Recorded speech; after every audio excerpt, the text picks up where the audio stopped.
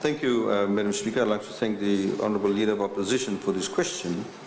There is no doubt the changing weather patterns has an enormous impact on roads and the manner in which we build roads, the manner in which we rehabilitate roads. Madam Speaker, for example, many of the roads that are on the coastal areas, for example, Overlau is a very good example. With the inundation of the encroaching seas, many of the roads that are right on the cusp of the foreshore and land itself are actually being eroded. So there is obviously a need to, for example, find alternative routes or to build very, technically engineered seawalls so that the water actually does not come and encroach on that. One of the challenges, of course, Madam Speaker, is that many of the roads in Fiji currently that is tar sealed, many of them were built decades ago. If you look at roads in Rewanga, Nambua and various other places, even roads like Mid Road, even roads in Lamy. So one of the issues, of course, as they say, the greatest enemy, one of the greatest enemy to roads is water. Because this is why we have seals. When you have the seal on top of the road, the water should not actually go through the seal.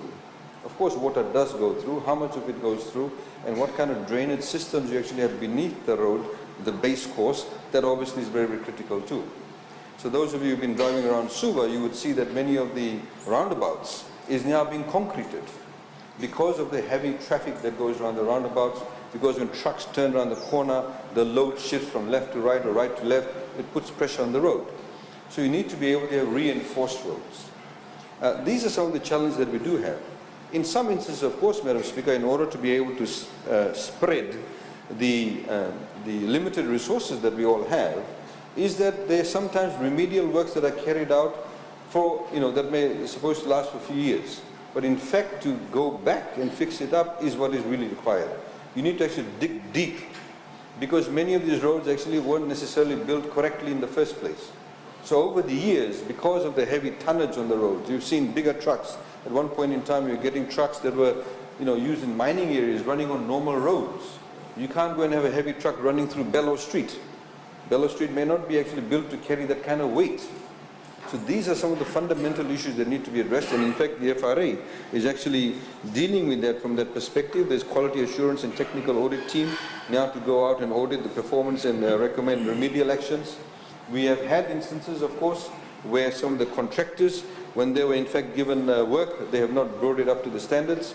In the contracts now, any deficiencies are now corrected at the expense of those contractors. So there's a number of issues, of course, that we are facing. The quality of the roads. I mean, the classic example, of course, not just roads. Roads include bridges.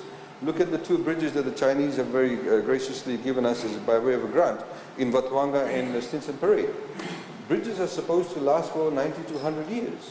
These bridges were built, I understand, in the late 60s and 70s, but they already failed.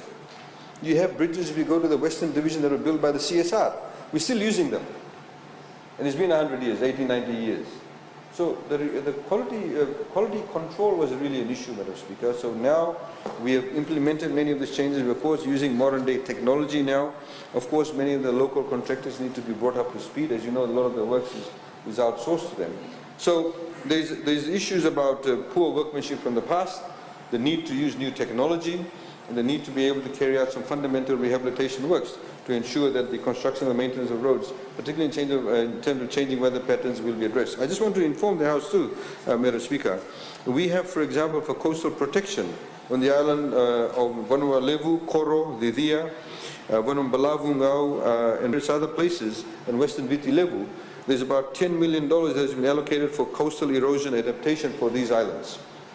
We similarly are carrying out rehabilitation works, as we've seen, in many of the roads that are now very heavily used by heavily based population because of the traffic usage and, of course, because of the quality of roads that weren't built previously. Thank you, Mr. Speaker.